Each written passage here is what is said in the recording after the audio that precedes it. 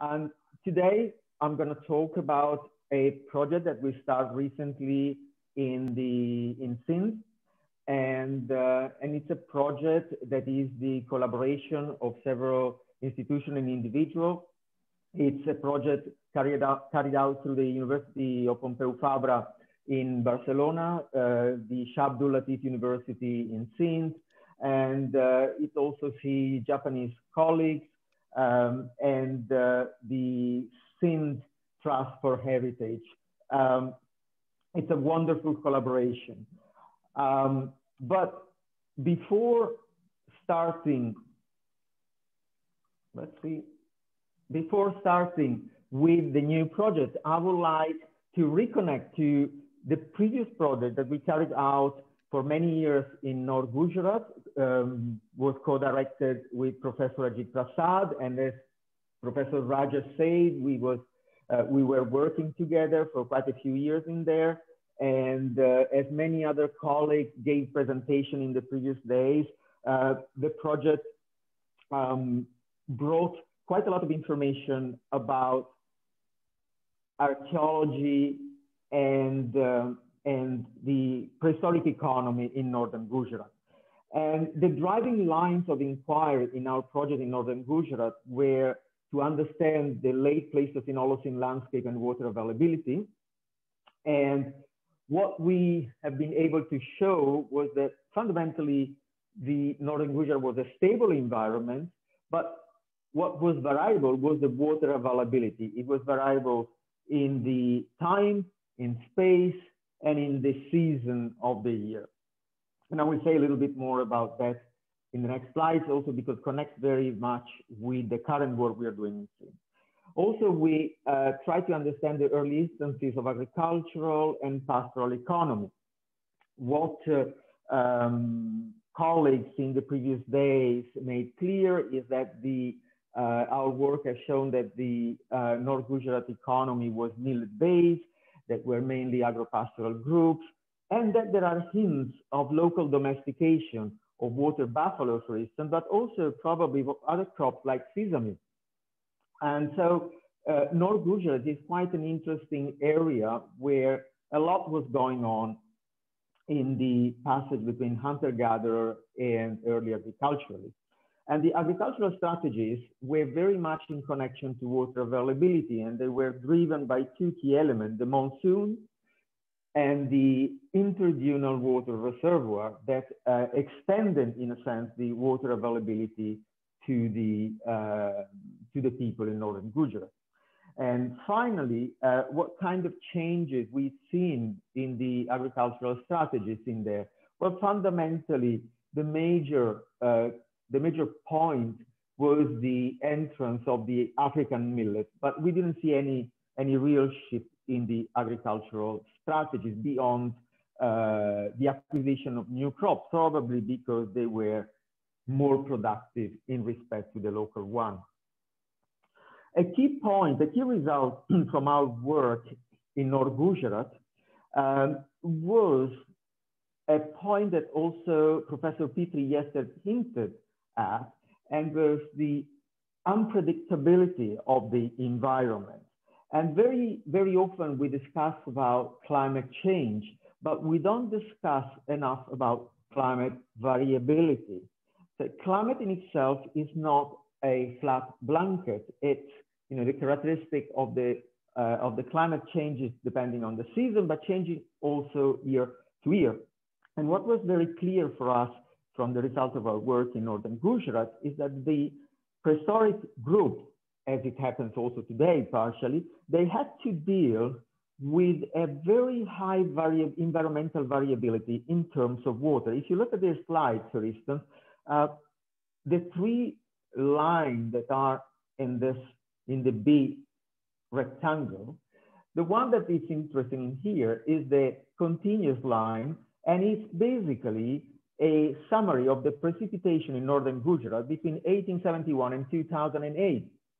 And what we see is that the precipitation is not a straight line, and there is an enormous variability in water availability to the people in North Gujarat, and this variability can be as much as up to 1,000 millimeters per year. So what it says here is that the people are faced with a high unpredictable water availability. And this is a key point, very important when we discuss resilience for prehistory, but also when we discuss resilience for crops today. Now, to move to the current project, it was somehow natural to move from North Gujarat farther northwest into the main Indus Valley. And our project is basically covering an area that goes from the Thar Desert in the east, the Rory Hills, the main plain of the Indus Valley, and I apologize for the labels in Spanish. I recycle the slides. And finally, on the west, synchoistan. So this is now our area of work. And however, the question, the lines of inquiry are following the same line of inquiry that we develop in North Gujarat, because for us, what is interesting is to create fundamentally a set of knowledge that is able to answer in the different ecological area in which we develop the Indus civilization, the same kind of perspective, and see how the area where the Indus civilization developed was characterized by the different ecological niches. And as Professor Petri was saying yesterday, fundamentally, what we see a lot of variability in certain aspects that is sometimes squashed by the veneer in which we're trying to find the similitude in the Indus civilization. But we want to focus in here on the variability. So we are looking at what is the late Pleistocene Holocene landscape evolution. And fundamentally in here, we have three major geomorphological blocks. One is the main Indus Valley. So with all the vagaries of the Indus over the millennia, and how the Indus is dead branches and so on have influenced the settlement, the water availability to people, and therefore the settlement in the main valley. The other area is the Thar, and especially the edge between the Thar and the Indus plain. The Thar has been fluctuating during the Holocene, expanding and retreating. And in here, for instance, we can see very clearly the deposit, alluvial deposit, the darker part and lower part in the photograph, and a more recent sand dune coming from the Thar covering the alluvial deposit. So again, this is very interesting to understand this dynamic, because it allows us to understand where there are also suitable soils for agriculture, even in the Thar Desert. And finally, the synchoistan, which is in theory a barren land next to the Indus plain. This barren land has very interesting characteristics because it's crisscrossed by seasonal river that allowed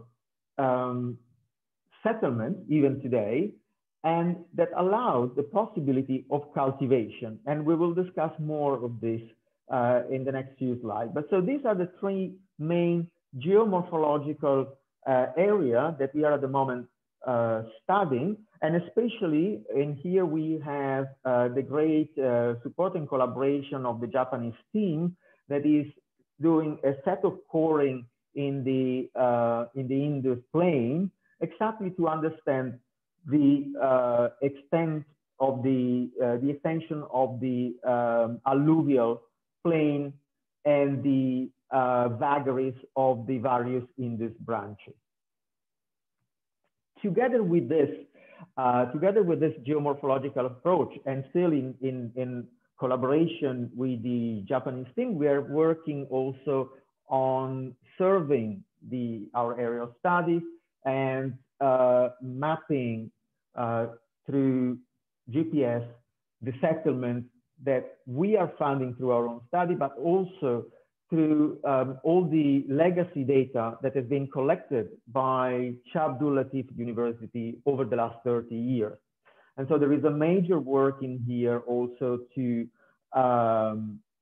collect and create a database on the heritage of this part of Sindh.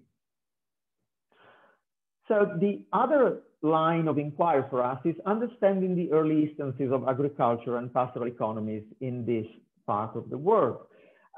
In terms of Indus civilization, we know that the earliest, the oldest in evidence that we have about the beginning of agriculture in this area is through Merger, part of the early food producing era.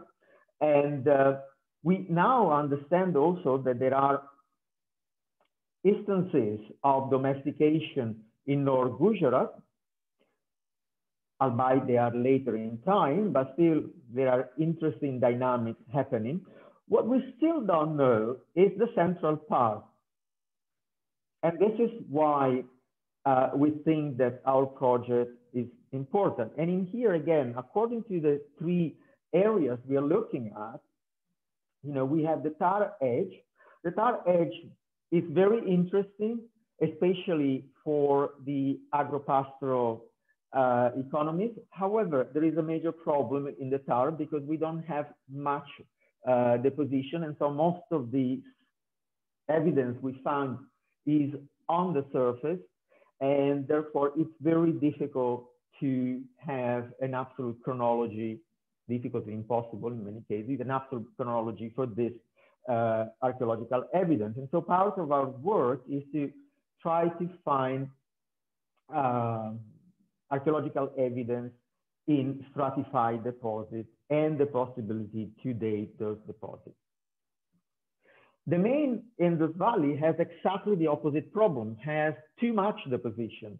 The Indus has been depositing and still deposits several centimeters of alluvial every year. If you count this for thousands of years, we have several meters of deposit, which fundamentally are covering the early instances of occupation of possible agricultural or agropastoral groups in the main valley.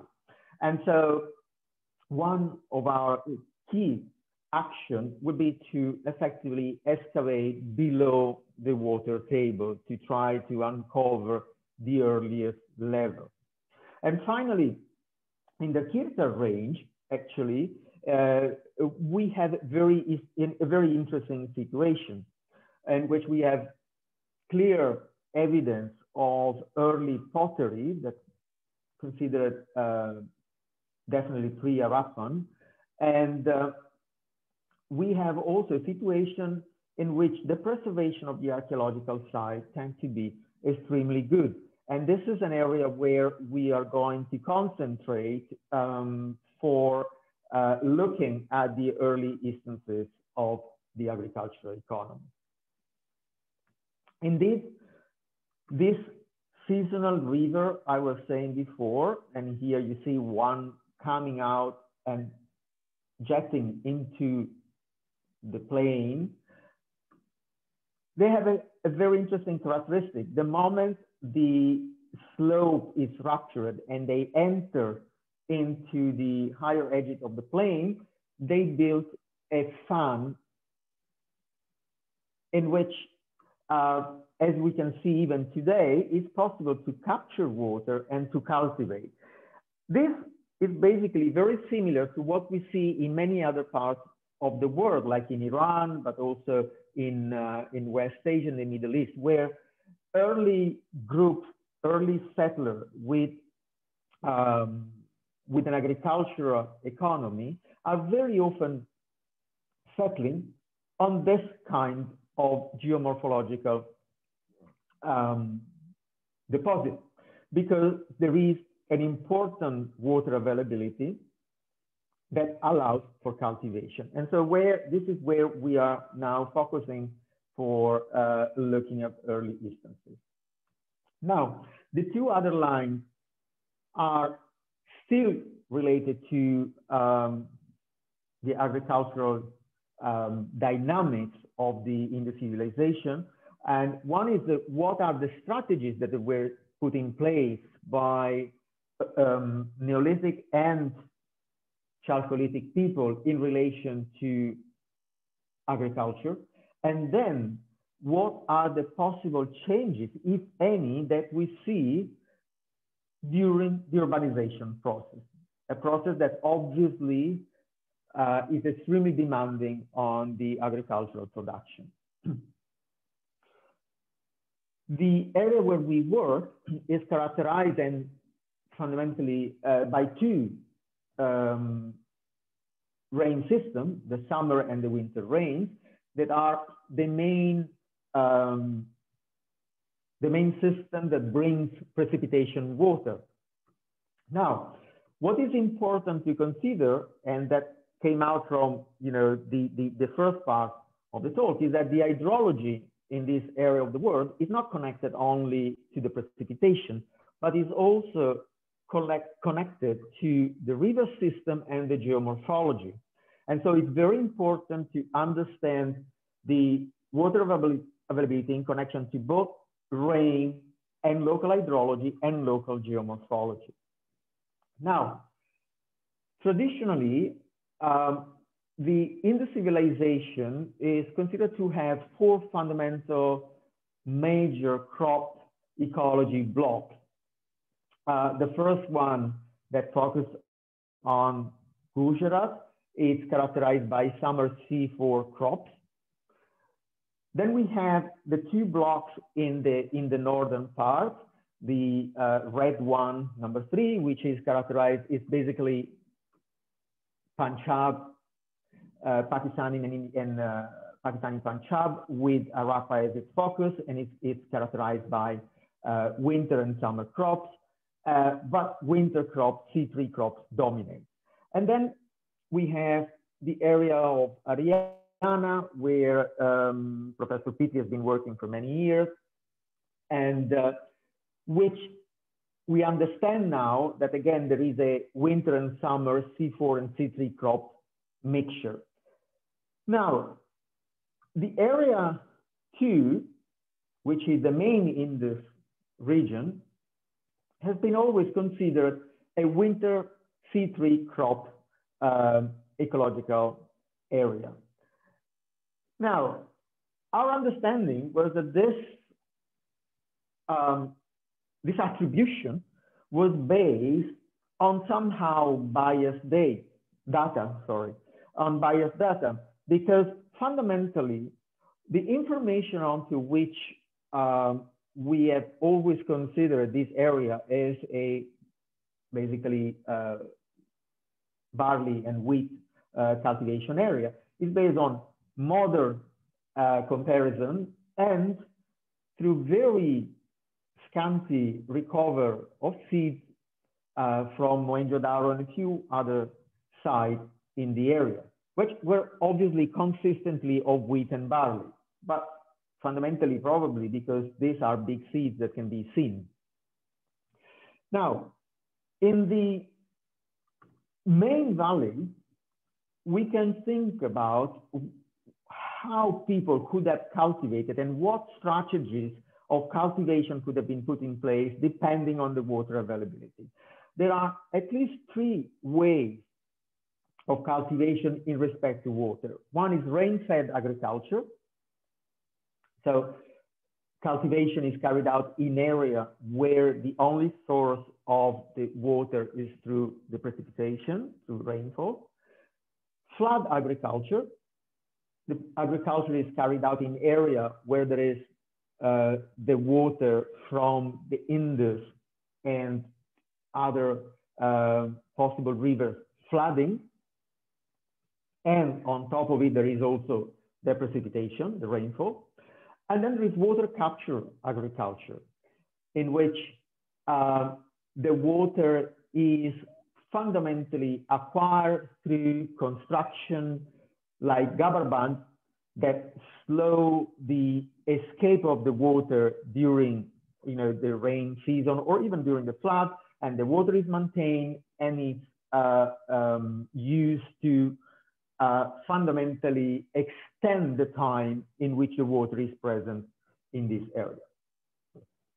Also, people can use different agricultural strategies in relation on how they plant their plants. So we can have a single cropping season, Rabi or Kharif, so winter or summer crops, but we can also have a double cropping season in the very same land.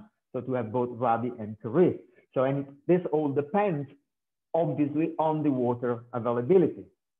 And then we can have multi-cropping. So on the same piece of land, we can cultivate different crops at the same time, not in different seasons, at the same time. We can have crop rotation. So on the same piece of land, we cultivate different crops, not only in different seasons, but also in different years. And finally, we can have fallow. Sometimes the land is just left to rest. And again, the agriculture that is carried out can be intensive or extensive. So on the same amount of land, people can cultivate more through, for instance, manuring, or extensive, they put under cultivation more land. Now, all these questions are very relevant specifically for this area of the Indus civilization because of the variety of environment and the variety of water availability, water access that there is. And now we come to our excavation. The Motagro project is planning to excavate a set of archaeological sites in this area, and we started 3 years ago with the Bhando Qubo in the main plain. Right. Bhando Qubo is basically 60 kilometers north of Mohenjo-Daro, and according to Google, currently is about 12 hours walk. So let's say that in prehistoric time was a settlement that was very much in the sphere of a major city like Mohenjo-Daro. And although today the Indus River and its current branches are sitting quite away from the site, in the past, there was the Wara course that was running just in the northern part of the settlement. And there was plenty of land related to alluvial deposit in which Bhando Qubo itself is sitting, as we can see also from the very fertile land that is today and cultivation that is going on today. Now, in here you see a satellite imagery of Bhando Qubo. Bhando Qubo is this part in here where you see all the shrubs, and unfortunately it was cut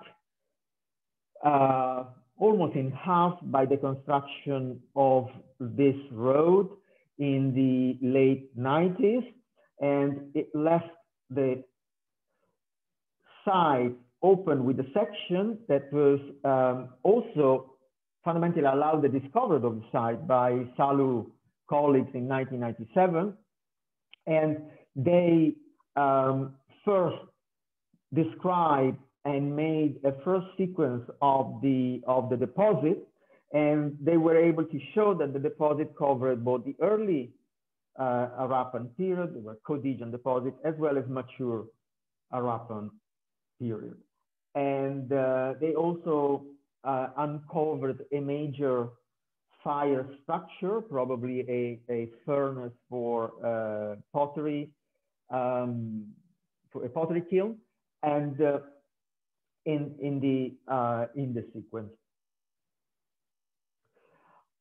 On the left, you can see the site as we found. The position of the clean trench from Salu University was more or less here. And our excavation were faced with a major problem, which was that the Bhando Qubo is a shrine, but it's also a major cemetery that started in the 17th century and is still in use today. And so our main and first task was to find a place where we could be able to open a trench without disturbing the ancient and modern grave. And finally, we were able to cut a trench more or less where Professor Vizar is looking up on the left part. And in here you see on the right part of the photograph, you see the trench almost at the end of the first season of excavation. Also, because we really wanted to understand the earlier part of the occupation of the area, once we encountered the water table, we obviously decide to go farther down, and we did a coring for 2 further meters. In here we see the colleague from Salu and a private company that is helping us in acquiring the lower part of the deposit. What is quite interesting is that below the lowest accessible cohesion level, there are 2 more meters that are still anthropic, and these anthropic deposits are intercalated also with natural alluvial river deposits.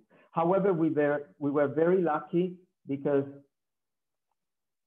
this is the sequence in the hole, and we were very lucky because at the bottom of the coring, we were able to recover both pottery sherds and charcoal and wood charcoal. So this will be able to date the entire sequence. You can see it's quite a complex stratigraphy, and we have fundamentally about 2/3 of the sequence that cover cohesion layers, and 1/3 of the sequence that is mature rappan, and we have then the uppermost layers that are a mixture of Iron Age to Middle Age. Very disturbed probably because of the presence of the cemetery and the continuous removal of superficial soil. And the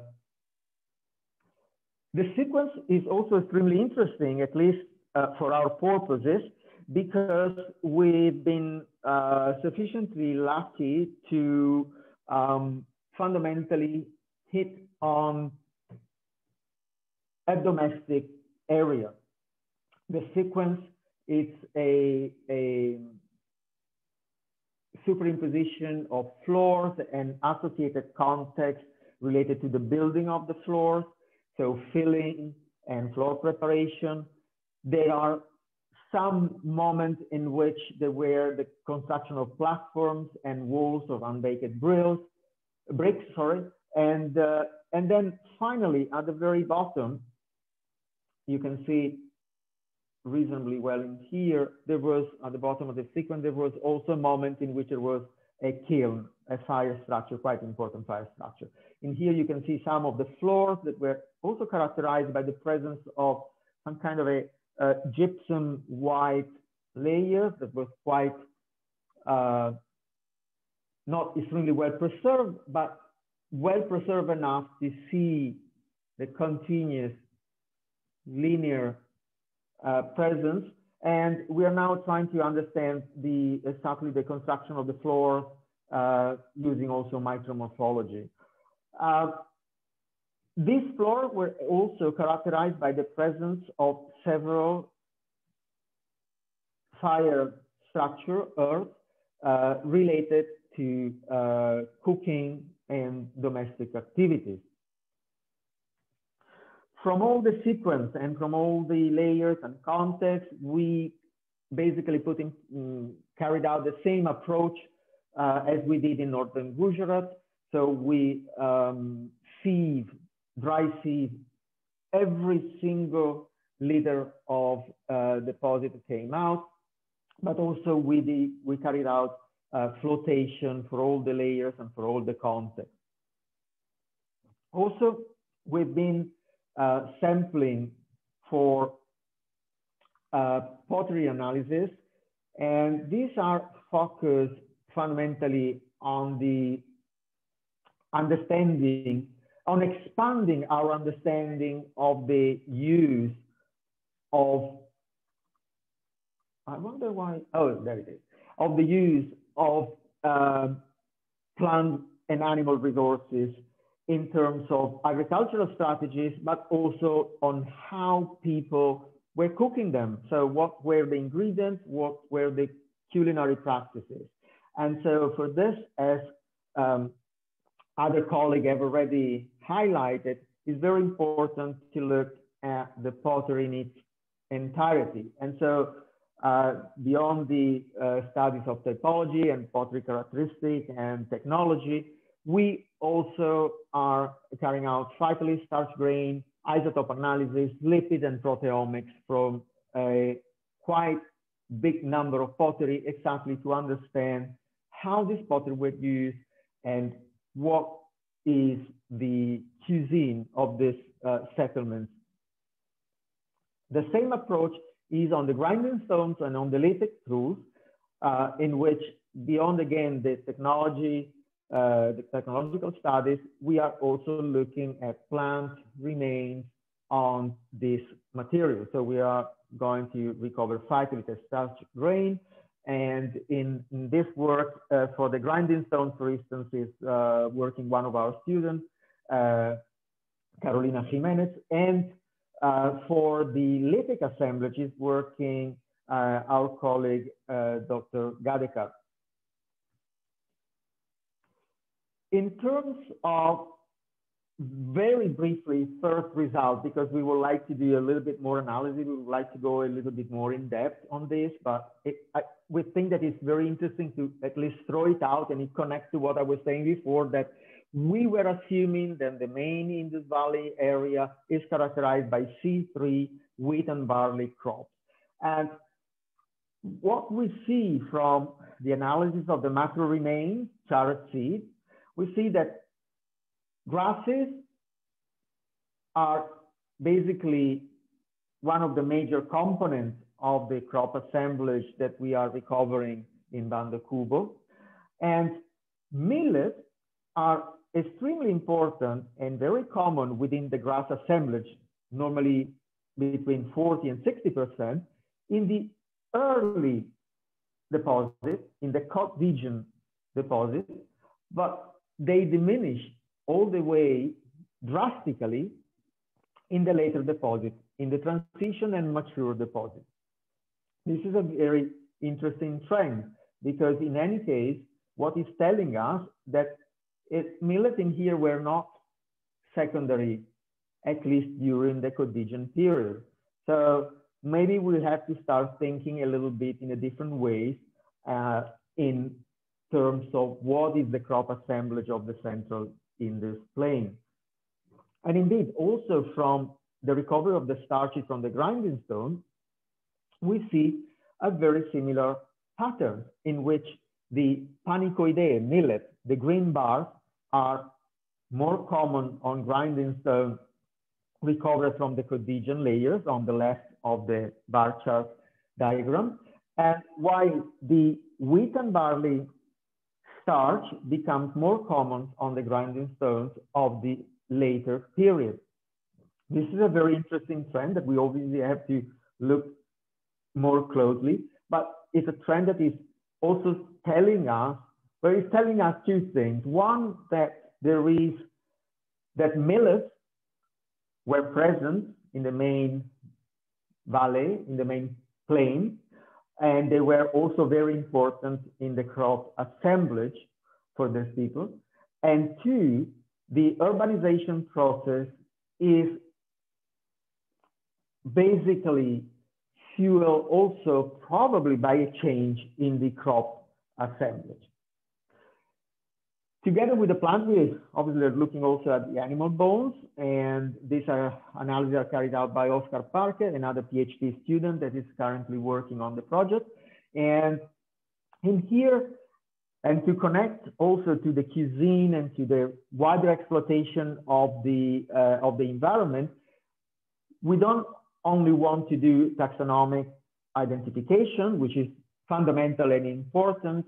And indeed, for instance, we are going to use also proteomics to try to understand exactly the separation between goat and sheep, and to try to understand the composition of the animal herds in terms of goat or sheep.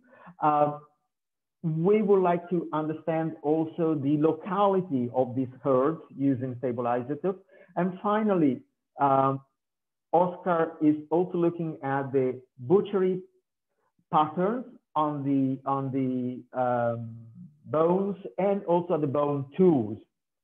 And indeed, once you start looking, we realize that there are quite a lot of bone tools coming out from our deposit. And then we also recover quite a good catalog of material culture, very typical of the Indus civilization. We have theatre micro beads. In this case, probably Brad and Bradley will be quite happy to see that we have some example in here. And I would be curious to see in here if they are theatite or the cheating one. We also have quite an array of terracotta objects, including beads and pendants, like this one on the right, carnelian beads, and lapis lazuli, lapis beads, including one that is one of the biggest beads recovered. It's about 5 centimeters in length. It's broken in the middle. What is clear is that these, all this material is coming out from basically infilling and floor preparation. So all this material is coming out from discarded or lost objects. We also have interesting example of color and probably iron oxide, and also figurines like this one in the shape of a bird. We did not find human figure in our excavation.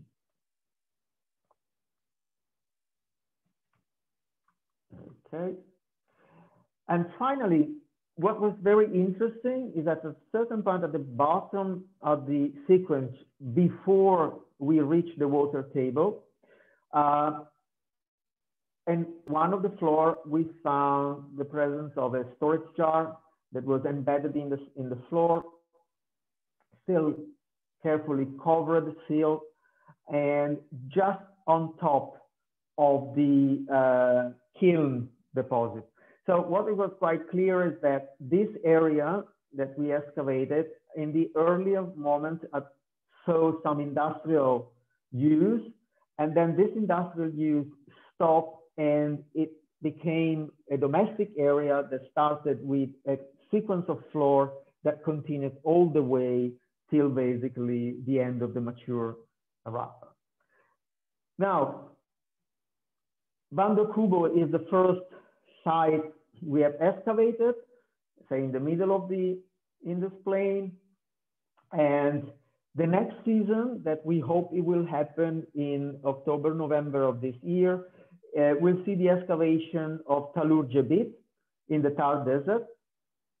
Is a very interesting, very extended site in which again there is early Harappan and mature Harappan deposit. And we're really looking forward to go there. We visited already twice, and we are really excited to start working back in Sindh as soon as possible. The coming up site will be then Pirkudo in Synchoistan, a site that has been visited 4 years ago. And then it has a lot of potential, again, with early mature deposits and possibly, at least from the surface collection, also much earlier type of deposit. We hope that there are Neolithic layers. And and then finally Côte d'Ivoire. And then we'll leave it as a last site, and we are probably going to dedicate several seasons of excavation to Côte d'Ivoire. We will fundamentally concentrate at the end of the project on this very important site. And a key result of this would be to create a radiocarbon chronology from all these sites that will be able to fundamentally link the material culture chronology on which we have been working till now. And I need to acknowledge, I hope I didn't talk too much, I need to acknowledge several bodies and several institutions and several people. First of all, the Foundation PALARC, that is, and also the Ministry of Culture of the Spanish government, that are supporting financially the excavation. Also the regional government of Catalonia.